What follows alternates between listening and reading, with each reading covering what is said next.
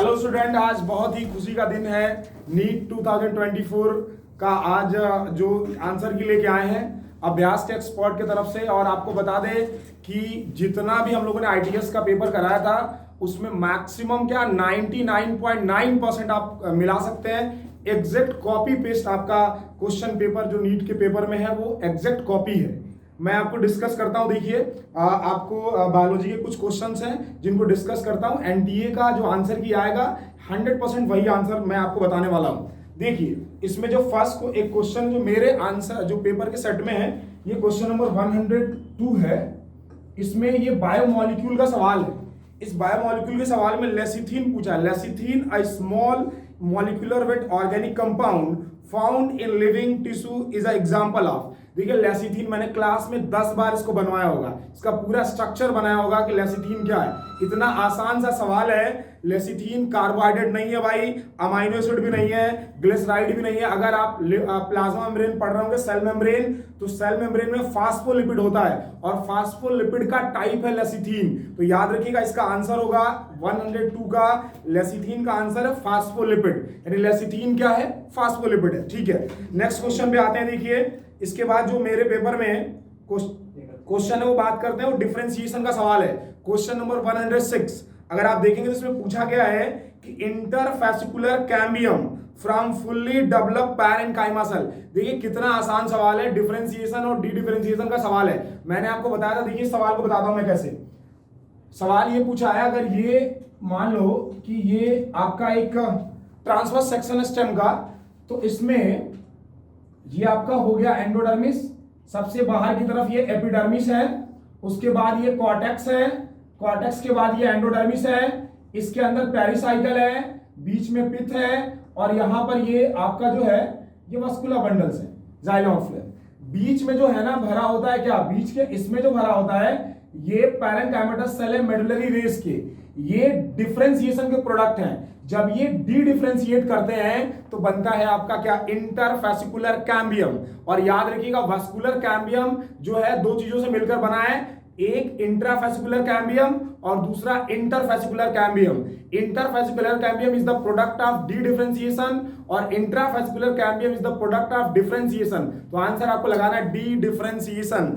ये कई बार आपको बताया होगा। देखिए पहले तो एनाटॉमी में बताया होगा मैंने, फिर उसके बाद यही ग्रोथ एंड डेवलपमेंट वाला जो चैप्टर है प्लांट एनाटॉमी उसमें भी बताया। ठीक है, इसके बाद बात करते हैं नेक्स्ट क्वेश्चन जो है, आइए ये काइनेटोकोर से सवाल है, सेल साइकिल और सेल डिवीजन। क्वेश्चन नंबर 109 में आपसे ये पूछा गया काइनेटोकोर, बहुत ही आसान सा सवाल है, काइनेटोकोर किससे अटैच होता है। देखिए इतना आसान सवाल है। जब बात करेंगे मेटाफेज में, ये मेटाफेज की बात करेंगे तो मेटाफेज में क्रोमोसोम विजिबल हो जाते हैं और ये जो क्रोमोसोम है इक्वेटर पर आके अटैच हो जाते हैं। इस पे सेंट्रोमियर के ऊपर काइनेटोकोर होगा और काइनेटोकोर से क्या अटैच हो जाएंगे भाई, स्पिंडल फाइबर। ये कौन से फेज में अटैच होंगे, याद रखिएगा मेटाफेज। बहुत ही आसान सा सवाल है। तो 109 का जो क्वेश्चन है वो थर्ड आंसर होगा मेटाफेज। स्पिंडल फाइबर जो अटैच है वो काइनेटोकोर किस फेज में अटैच होता है, मेटाफेज। फिर उसके बाद बात करते हैं क्वेश्चन नंबर 110, ये फोटोसिंथेसिस का सवाल है और ये डार्क रिएक्शन का सवाल है केल्विन साइकिल का। अगर हम लोग बात करेंगे बहुत ही आसान सा सवाल है, देखिए भाई मेरे केल्विन साइकिल का सवाल है। केल्विन साइकिल में पूछा गया है कि देखिए एक CO2 को फिक्स करने के लिए एक बार केल्विन साइकिल चलाना पड़ता है। देखिए बनाता हूं मैं, ये आपका जो फर्स्ट है, अगर हम बात करें RUBP, इस RUBP कितने कार्बन का भाई, 5 कार्बन का है। एक CO2 चाहिए यहां से, यहां एक PGA का मॉलिक्यूल बन जाएगा। 3 कार्बन का PGA 2 मॉलिक्यूल बनेगा, इसको कार्बोक्सिलेशन बोलते हैं। यहां पर ना ATP लगेगा ना ही NADPH। ये रिडक्शन वाले स्टेप पे क्या लगता है भाई, 2 NADPH लग जाएगा, 2 NADPH लगेगा रिडक्शन वाले स्टेप पे। और यहां पर एक ATP लगता है, देखिए यहां पर 2 ATP लग जाएगा यहां पर।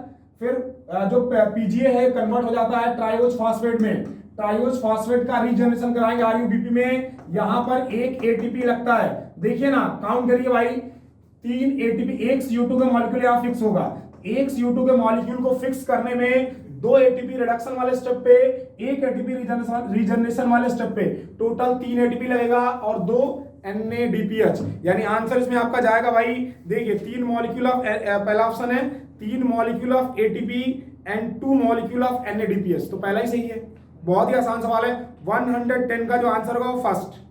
फिर बात करें तो इसके बाद देखिए ये आपका जो सवाल है मेज का सीड बनाया है और उसमें ABCD करके दिया हुआ और पूछ रहा है कि कौन सा जो है वो रेडिकल है, यानी रूट को डेवलप करता है। देखिए ना कितना आसान सवाल है। ये मैं बनाता हूं फिगर, ये आपका हो गया मेज का सीड, देखिए यहाँ पे, और ये हो गया आपका एंडोस्पर्म।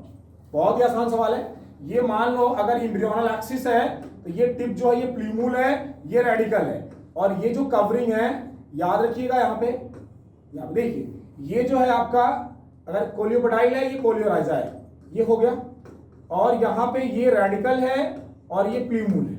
अब लेबलिंग कर लीजिए भाई, ए जो है फर्स्ट, ए जो है ये कोलियोपेटाइल, ये जो बी दिया हुआ है ये क्या हो जाएगा आपका प्लूमूल, आर जो है यहाँ पे सी जो है रेडिकल है, यानी रेडिकल है, और रेडिकल से ही पूछा होगा आपसे कि identify the part of seed from the given figure which destined to form the root when the seed germinate. जब सीड जर्मिनेट करता है तो कौन सा पार्ट जो है वो रूट बनाता है। देखिए कौन सा पार्ट रूट बनाएगा भाई, रेडिकल, और रेडिकल को किससे रिप्रेजेंट किया, सी से। तो आपका आंसर जाएगा इसका सी जो है वो फोर्थ ऑप्शन में है। याद रखिएगा 114 का चौथा आंसर होगा। ठीक है, बात करते हैं नेक्स्ट। इसके बाद बात करते हैं नेक्स्ट।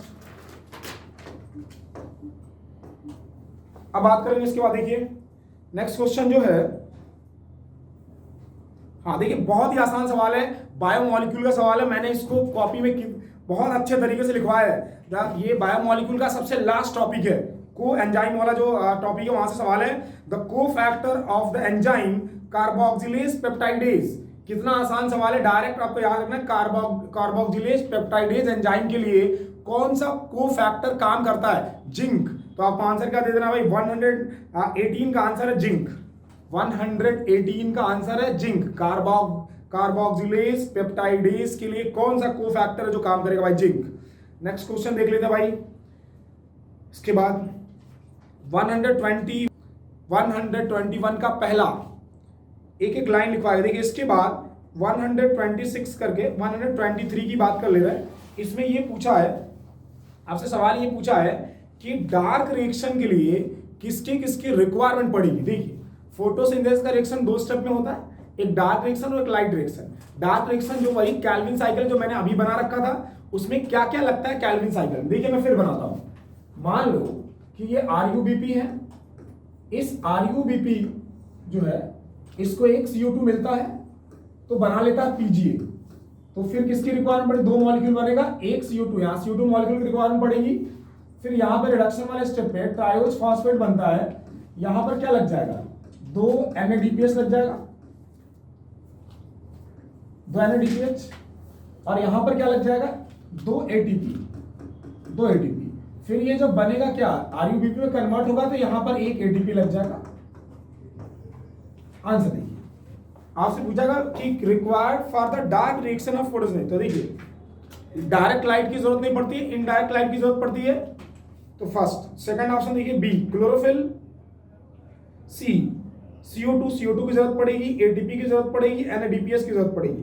तो CO2 देखिए CO2 की जरूरत पड़ रही है, यहाँ पे NADPH की जरूरत पड़ रही है, ATP की जरूरत पड़ रही है। तो आंसर आपका जाएगा BCD, यानी 123 का आंसर है BCD, यानी थर्ड ऑप्शन।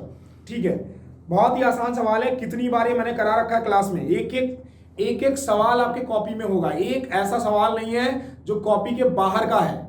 यकीन मानिए, और नहीं यकीन हो तो पेपर को रखिए, कॉपी रखिए सामने, मैच करिए। एक सवाल ऐसा नहीं है जो कॉपी के बाहर का है। ठीक है, नेक्स्ट बात कर लेते हैं। इसके बाद जो है वो स्टोमेटा का फिगर दिया हुआ है 126 में। स्टोमेटा का फिगर देखिए क्या दिया हुआ है, ये तो गार्ड सेल हो गया, डाइगार्ड स्टोमेटा है, ये गार्ड सेल है। ये हो गया आपका सब्सिडरी सेल, ये हो गया सब्सिडरी सेल, और इसके बाहर एपिडर्मल सेल होगा। मैं लेबलिंग करता हूं, बताओ। ये हो गया स्टोमा हो गया, ये हो गया आपका गार्ड सेल, ये गार्ड सेल हो गया। बहुत ही आसान सवाल है। और फिर आपका ये जो है ये सब्सिडरी सेल है। देखिए सवाल ये पूछा आपसे कि which component has thin outer wall and highly thicked inner wall. याद रखिएगा कि जो आपका गार्ड सेल है वो अंदर से बाहर से पतला होता है, अंदर वाला बहुत थिन होता है। ये बहुत ही थिक होगा, यानी इनर वॉल जो है गार्ड सेल का वो थिक होता है, और आउटर वॉल जो है वो थिन होता है। क्यों? ओपनिंग और क्लोजिंग में हेल्प होता है इससे। तो आपका आंसर जाएगा सी, आंसर सी मतलब 126 का दूसरा वाला सेकंड ऑप्शन है। ठीक है, नेक्स्ट क्वेश्चन की बात कर लेते हैं। चलिए, इतना क्वेश्चन है, इसको एक बार मैच करिए, फिर अभी बात करते हैं इसके बाद।